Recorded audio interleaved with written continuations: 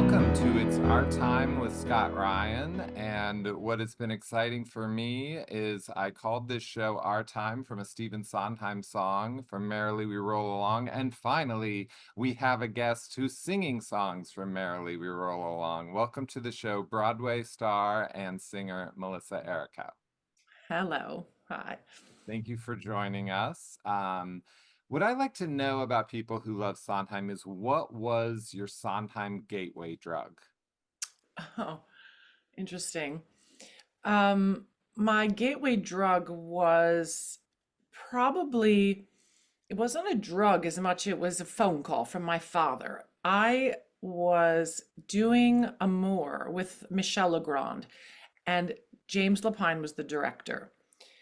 This was right before I didn't have children. Amour was a beautiful experience. I loved Michel Legrand. I loved things that were French, and I knew his music from childhood. So I was really present in working with Michel, and James Lapine was the director. I've known James for a long time. I had worked with James Lapine with Randy Newman. So my gateway was James. Well, were What? you in Faust or something? I The was in Faust. I did the Linda Ronstadt track when the very beginning of all the development was me with Randy, James, Sherry Renee Scott. This was when it first started getting developed. James was the original. You're going to read in James's memoir, you're going to get the story. Wow, this is so I love, I mean, we're already, I had a feeling this was going to happen with us. We were going to get off on side topics, but I love Randy Newman so much that it's like my dream book is to do a book on Randy Newman because nobody really has. Yeah. And Faust is so incredible. So, Yeah, I have all that music and really unusual unpublished sheet music if you want to look at it. There's great yes. song, great So when song. I met Randy Newman, I brought my sheet music to You Can't Keep a Good Man Down. And Randy was like, "You know this song?" And I'm like, "Oh my God, it's one of the best songs written. Like, I love it." And he signed it for me and it was incredible. I'm so Yeah. sorry to get off. I just Oh didn't know you no, were no. in that because you're not, Yeah. I did a lot of developmental things that nobody knows. Like I was the first in a million different things, Royal Family, in the Gentleman's Guide to Love, Murder, and so many things I was a part of. I mean, a lot of people are a part of things, but there was a feature story in the New York Times early in my career called The Workshop Queen, I remember. Because there was a time where I seemed to be useful actually in the room. It was something that I loved to do. I loved to be in the in the workshops and help these creatives get going. I do notice that sometimes actors just sit back and they think, I don't know what these people are doing, and they just do what they're told and just get out of there by Friday. But I never did that. I always tried to make everything beautiful, and I would stay and talk with them and listen and explore things. They would say, Melissa, would you mind if if we had a look, we stay late and we look at this song differently? And because they only have those few days. Right. And I really enjoyed offering them myself in any way that would help them. It wasn't, I never was one to clock in. Even a conductor said to me yesterday, well, I don't know if you can sing more than 5 songs in this Christmas symphony concert because your contract. I said, I do not get paid by the song. Like, it was a Christmas concert and he was having this fantasy that I'd come out and sing with the kids, but that would be a sixth song. Or I thought, Pursue him. I said, oh gosh. So working with Randy Newman was incredible. So I had done that. So my relationship with James Lapine is very fluid and full of trust and fun. And I love all aspects of him. He's neurotic, he's brilliant, insecure and secure. He's all beautiful things. And I loved working with him. So I did Amour. Michel Legrand and I hit it off for other reasons, just complete passion for his music. I haven't thought of this in quite a while, but I'm reminded when I see your smile. That experience got me we were cast in Sunday in the Park with George, but I had to follow through with the offer, which was they just want to meet you. So all the people from the Kennedy Center, uh, with Sondheim and Eric Schaefer and all these other wonderful people at the Kennedy Center, choreographers and so on, they wanted to meet me. So I just put on a suit and a beautiful fur collar. And I didn't know much about Sunday in the Park with George. I didn't know much about Sondheim. Wow. I was right in, don't forget, my era of like coming into New York was the era. I was 18 when I starred in Les Mis. It was the beginning of the British invasion that we call it. It was not a year era of Sondheim. You Into the Woods was over. There's really, by the time I came out of college, it was a period of time where it just wasn't, so I didn't see them. And I didn't study art. I studied art history in college. I didn't study theater. So nobody like taught it to me before. I did know Michel Legrand, though. I learned that truly at my parents, at my mother's knee, as it were. Um, So I have a question about Michel Legrand because I love your album about him as well, but you did not do my favorite song by him. And I'm just curious if it was in the rotation or you had considered doing it. And it's On My Way to You, which Barbara Streisand sings on Till I Loved You. And I just think the piano part on that is incredible. I was curious if that was in was contention Michelle's or decision. Michelle and I sat down after the show closed, and said, we will make a beautiful album, 100-piece orchestra. Like he had this vision.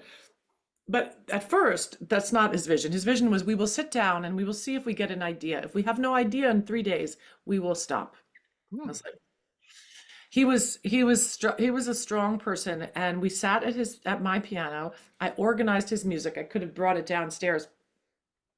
Big binder of his songs. On My Way to You was in there. Everything was in there.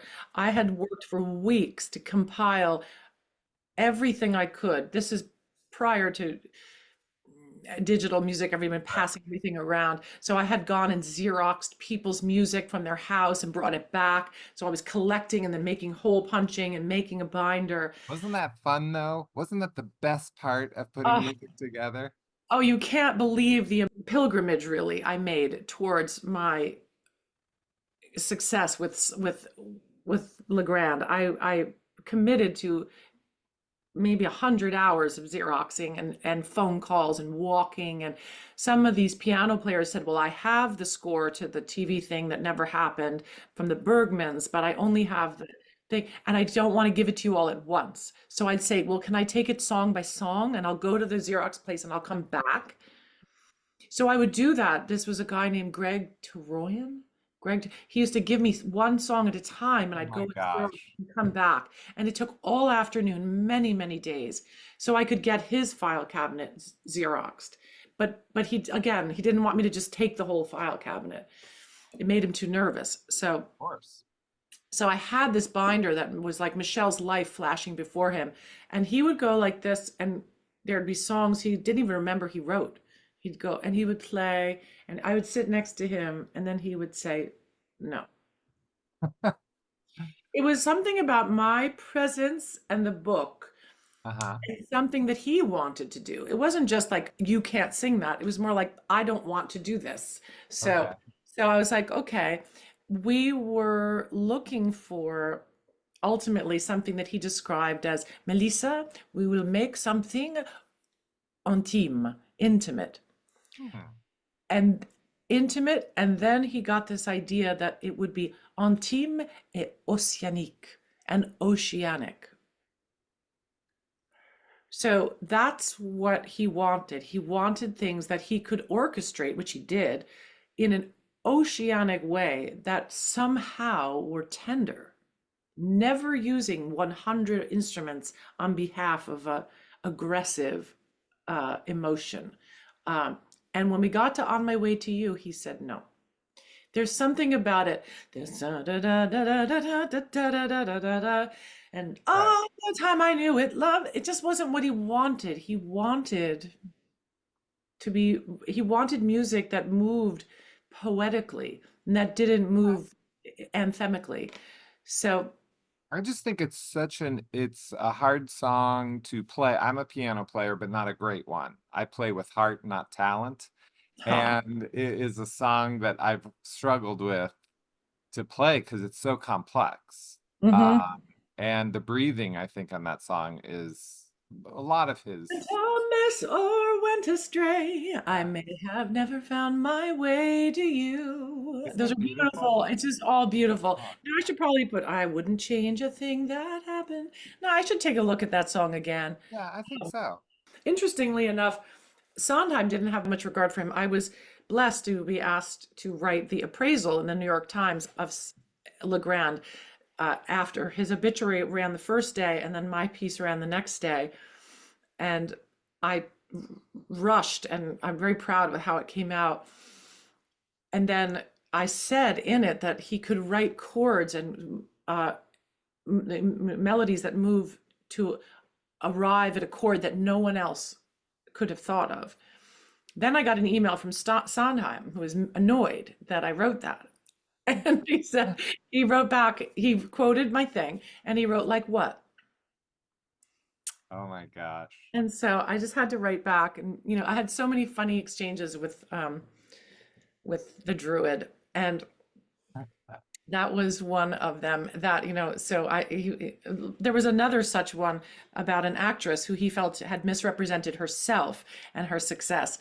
And he was very flabbergasted that I had given her the free rein to remember something the way she remembered it. And eventually I talked him out of that, off that ledge, and he wrote back, "You are more generous than I."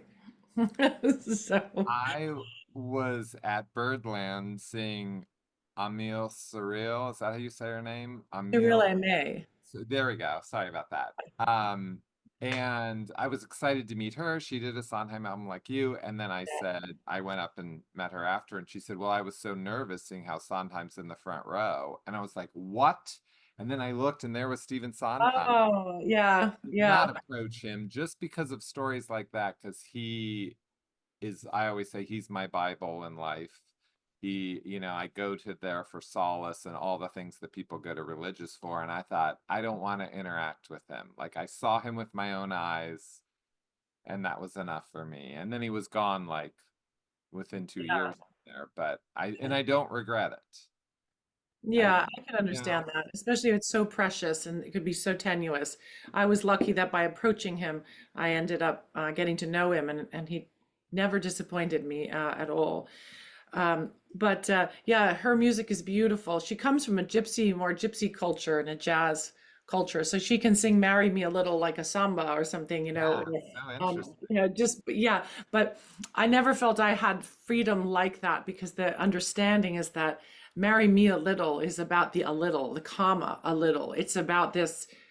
I feel this, but I qualify it. So Um, why did you put that with Not a Day Goes By?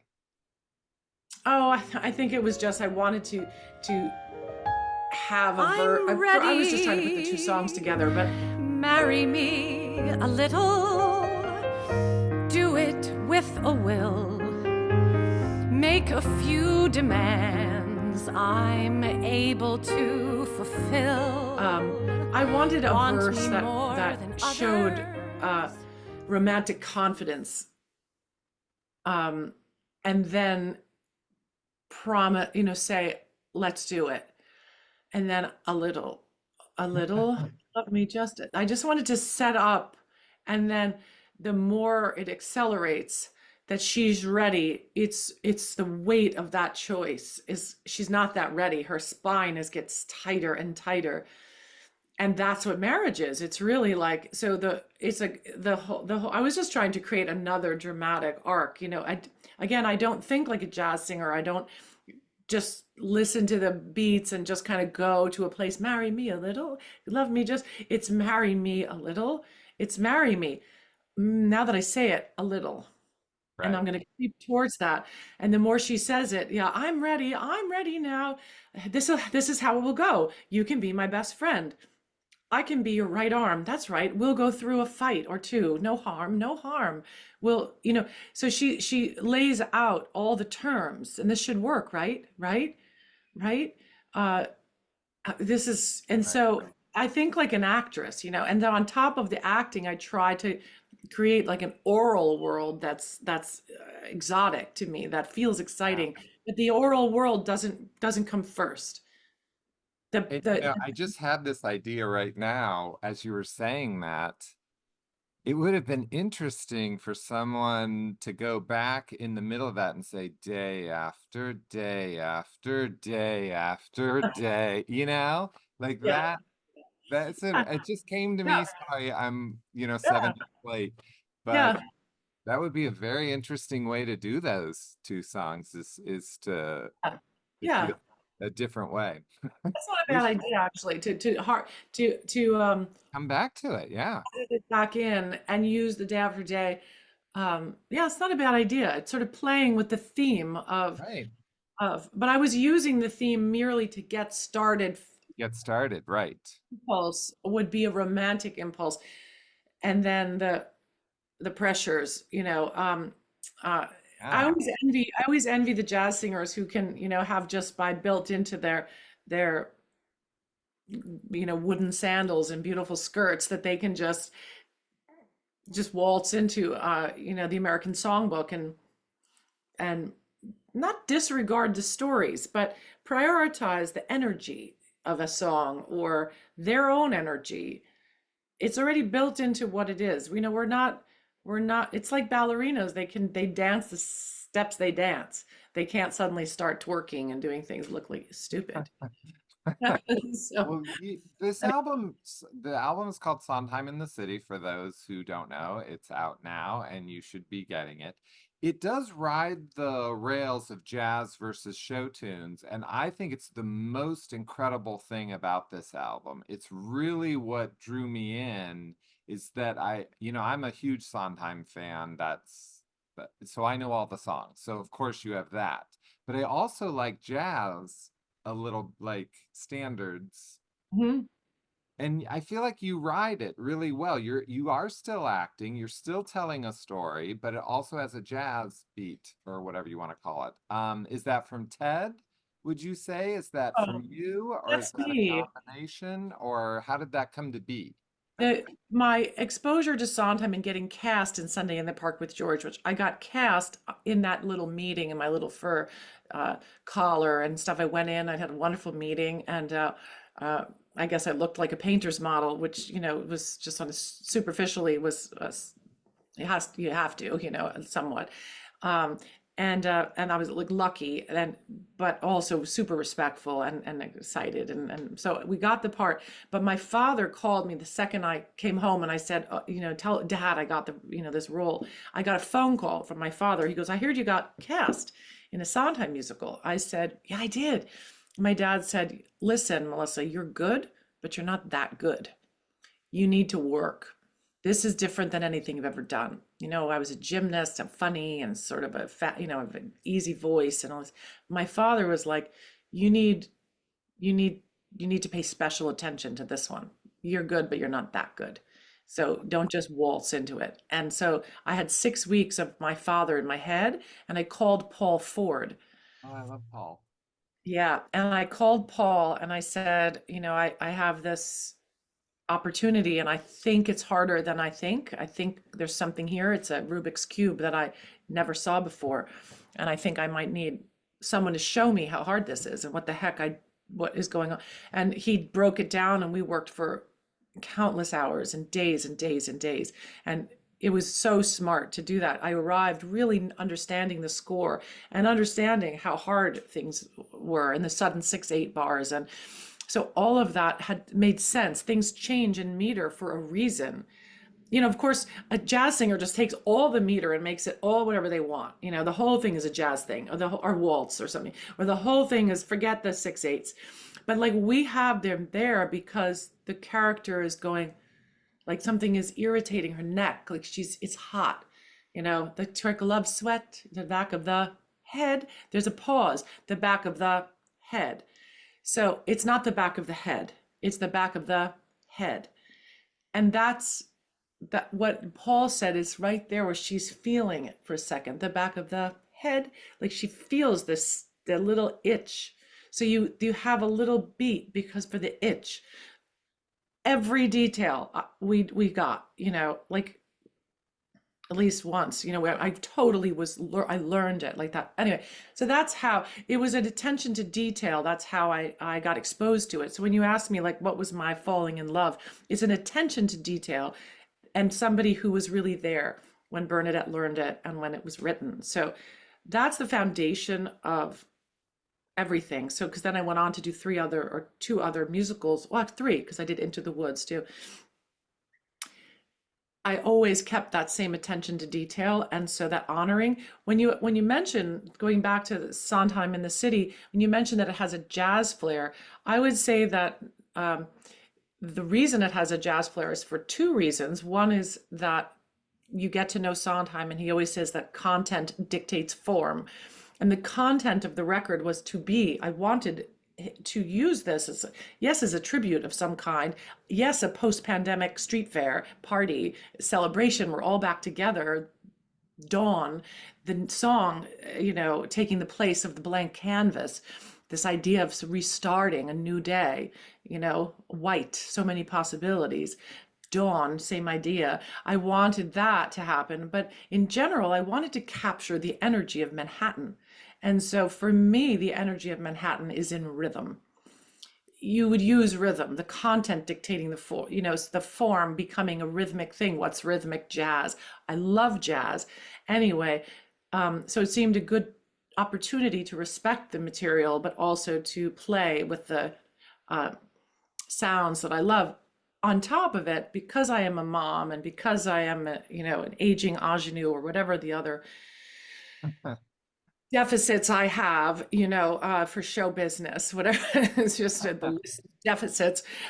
My survival, and with all the pleasures that I take in this music, my survival has been working in nightclubs and working with Ted Firth, who's a genius, and Billy Stritch, and Andy Ezrin, who is Madeline Perot and Chris Bode's pianist. These are my men now. These are the great pianists that I work with, sometimes Alex Rybeck, who works with Liz Calloway. But Ted Firth has really been my touchstone for poetic jazz.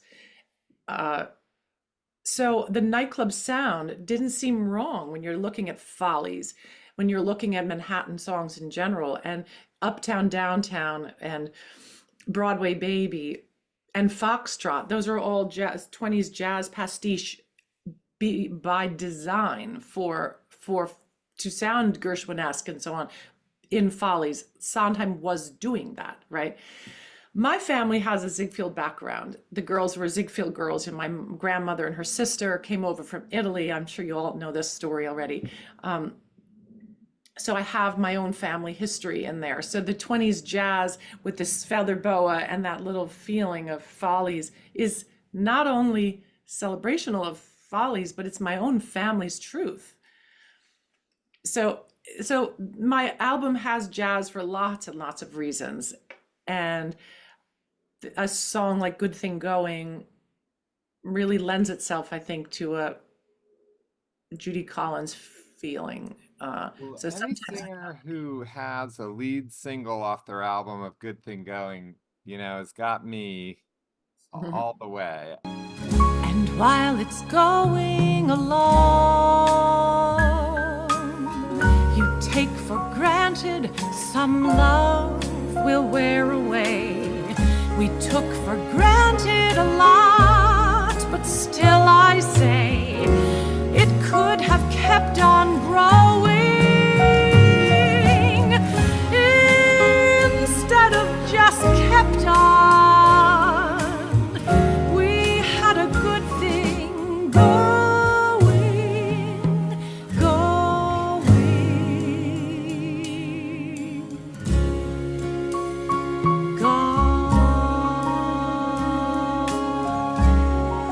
So relationships was probably the heading, and then Good Thing Going got into that, because one person is ambitious for the relationship and the other, I don't make that a crime.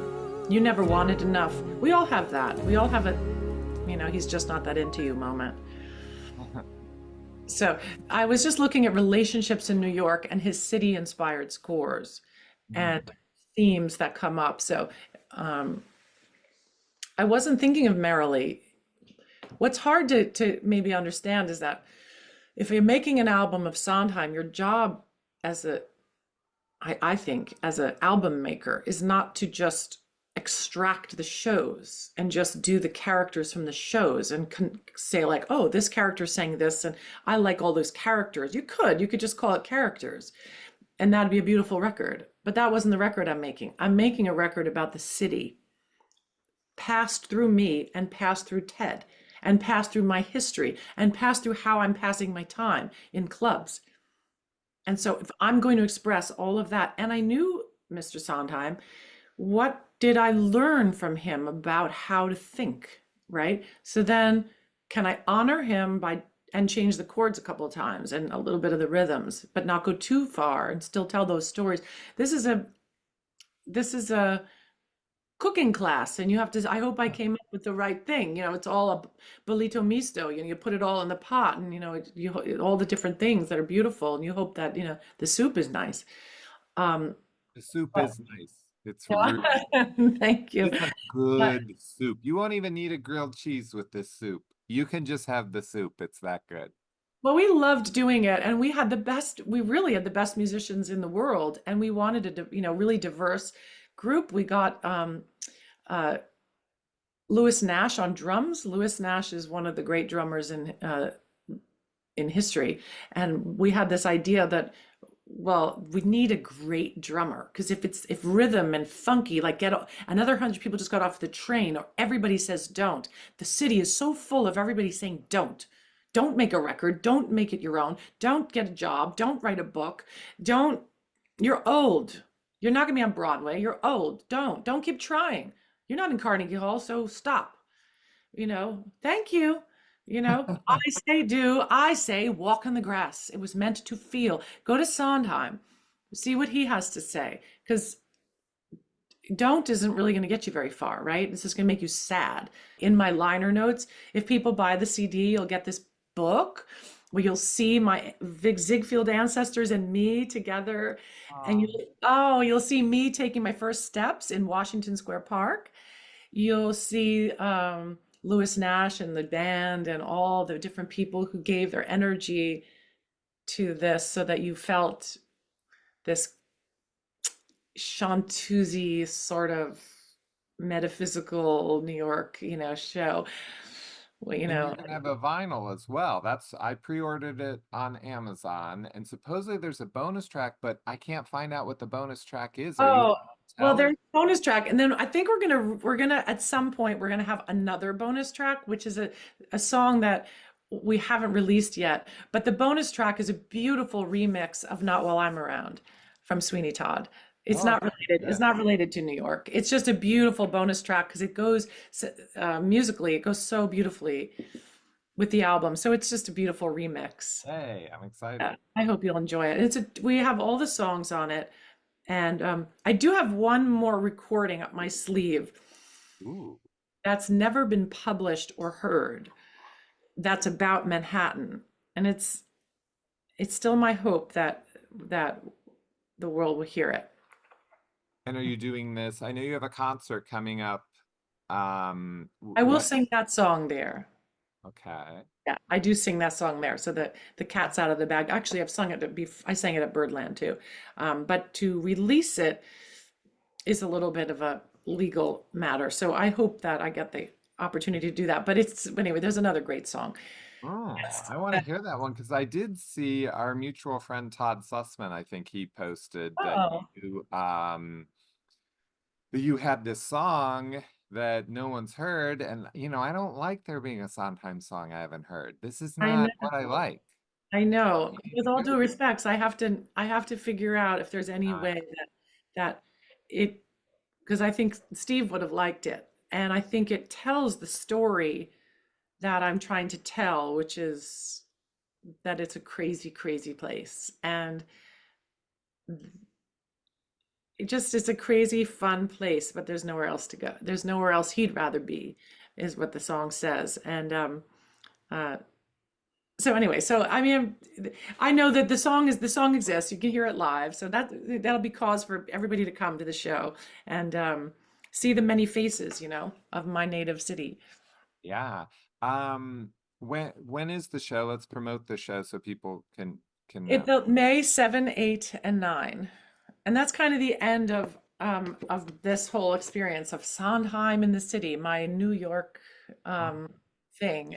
And this was my album release party. So we started doing these concerts in February, and now this is it. This is it. And then I won't be singing live in New York until after Christmas. I've been doing so much in the city. So yeah, are it's you okay. gonna be other I'm places Oh or God, all over the place. Yeah. okay, good. Because I just thought, what, you mean you're not singing for the rest of the Oh year? no, no, no, Oh, no. I'm fantastic. enjoying this little. I don't know if you saw, I wrote a piece in the Times called Girl Singer on the Road. Mhm.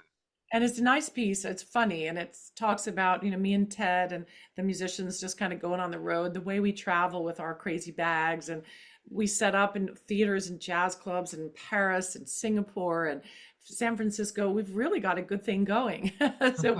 And we have such a good time. We bring um, a lot of Broadway energy and jazz and fun and put on a really unique show, very inspired by Marilyn May, you know. I love that. I have a question about playing Dot and Move On.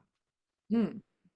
You know that Move On is my favorite Sondheim song. I just think it helps me all the time. But I'm Mhm. curious as an actress, like it's such an emotional part for the audience. I'm curious what is it like for you when you're playing Dot, different than being in a concert, and you know that you are funneling the entire show and that emotion through you. Is it hard not to just bust out crying, or how do you Nothing. keep that way? No, you have no instinct whatsoever to bust out crying. That's not what a mother would do, right? It's not that she's a mother, but she's coming out of the painting. She's been in that painting for, one whole other one or two more generations. And George, this is the essence of the song, is that she's come out of the painting to address George, young George, old George, but it's young George. It's George two generations later, and she's wise now. You see, she's been in that painting for a long time, and she learned what she learned, and she sees he's blocked and he needs a voice. Now, you don't cry all over your kids when you need to lift them, right? And I am a mother of three teenagers, and my job is self-esteem. My job is to say, get up, but not get up. You get up when you're ready. But my job is to sort of say, I'm here, right? So I'm not crying about that. So stop worrying where you're going, move on, so you have to, it's a song of empowerment. And the woman knows she's right. Dot knows she has this, she doesn't know she's brilliant. She doesn't say like, I'm a god, I'm a goddess, and here's my from on high thing. She's just speaking plainly what she knows. And she's a woman who earned her wisdom humbly. She never even could read, right? She had that little book and she was trying to learn to read. So this is a girl who earned her wisdom just by honest pursuit of life.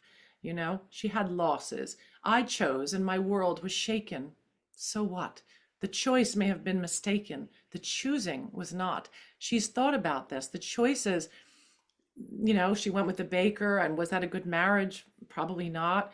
But she had to choose, right? She had to take care of her child. And uh, so she has the voice of a person looking back over time, you know. The choosing was not, you have to move on. We all have to move on. Think of how many days we waste with regret and sitting there on a treadmill of what if, and I should have, and I'm not, and I'm too fat, and I'm whatever, and didn't, and I didn't go to the gym again, and or whatever your things are, or my mother always said I can't, so I can't, so I can't. Stop it. Move on, right? So I don't think that you have any temptation to cry, except maybe when you're acting with Raul Esparza or somebody amazing who's Right. looking at you, who's looking at you and you see he needs you. I would be so pleased. Oh, when you catch the light and the care and the feeling and the life moving on together. We will always belong together. Just keep moving on.